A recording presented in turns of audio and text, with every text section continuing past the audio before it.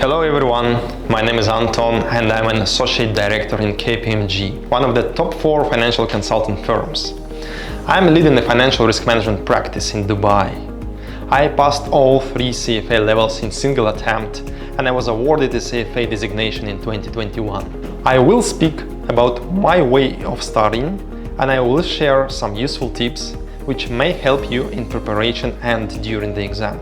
I remember the time when I was just only thinking whether to enroll or not into a CFA program. I was surfing through the internet, reading the reviews, and was so scared due to the feedbacks from people who sacrificed 7-9 years to get a desired charter.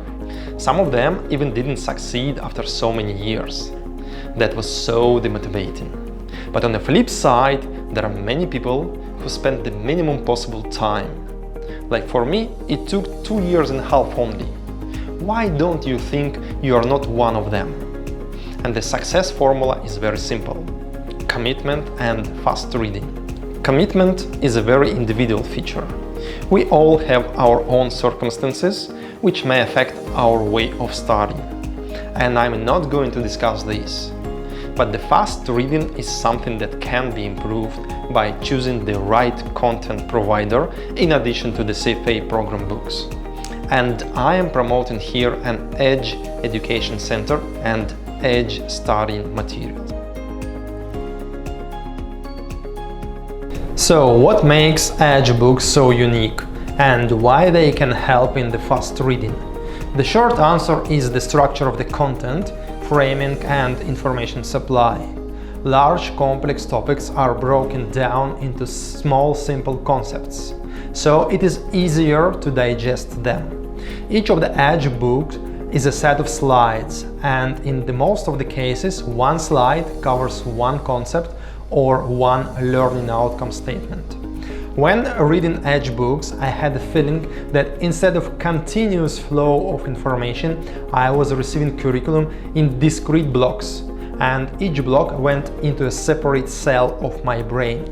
In the end, all the dots were connected into a big picture.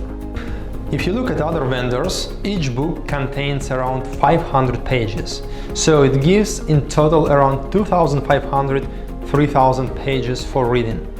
Edge study notes are less than 900 pages in total. In fact, the amount of information for reading is even less because there are blank spaces reserved for your notes.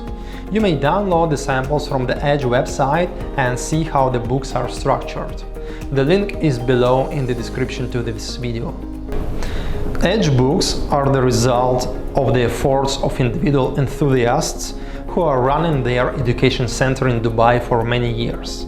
Very high pass rate of Edge students is self-explanatory. Going online is the next step of Edge founders to help a wider public in their studying. To whom Edge books might be relevant? First, if you have limited time and need to prepare for the exam in a short period.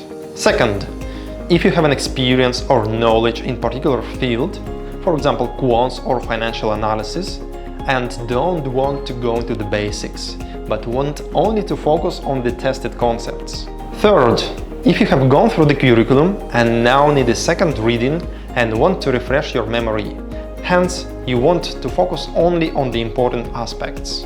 Fourth, if you are still thinking about the enrollment into the program and want to have a flavor of the content and its complexity.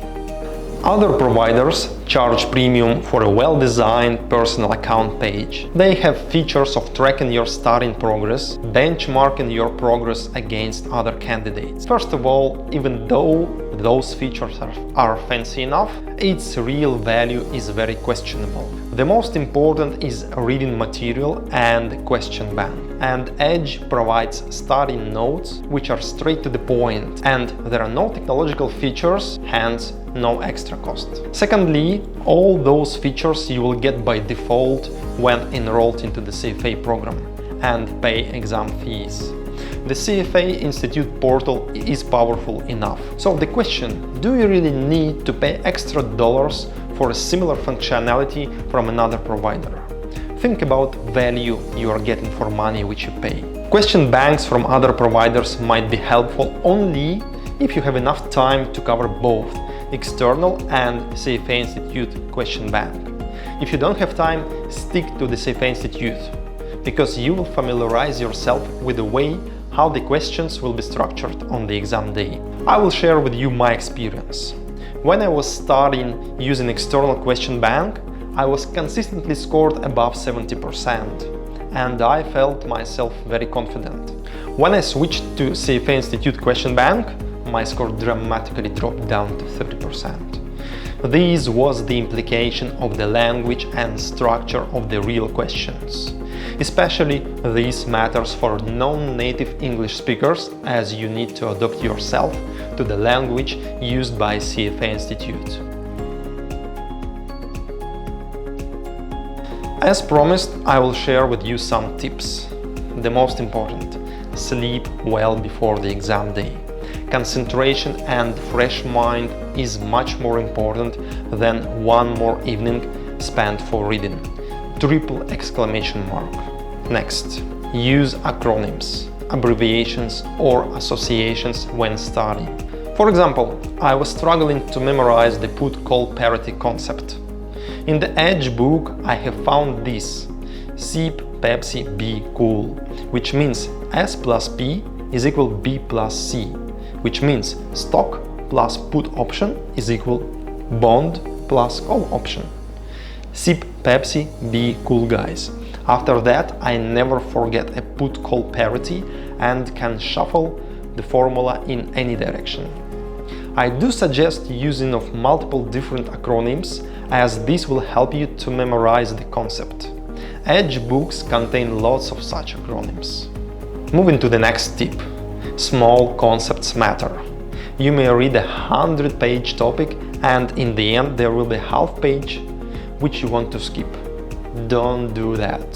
Chances of small topics to be tested are very high. Next, don't jump from one topic to another during the exam.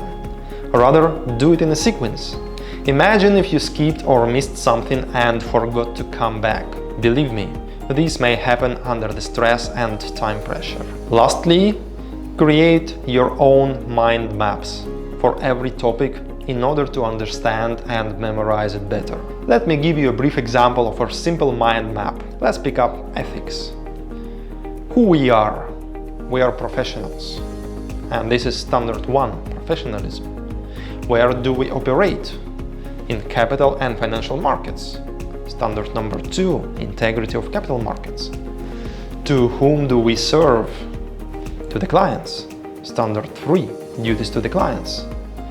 We work on our employers, which is standard 4, duties to employers. What do? We provide investment analysis, recommendations and actions, and this is standard 5. We should avoid conflicts between all the involved parties. Standard 6, conflicts of interest. And finally, we should adhere to the rules of the CFA Institute.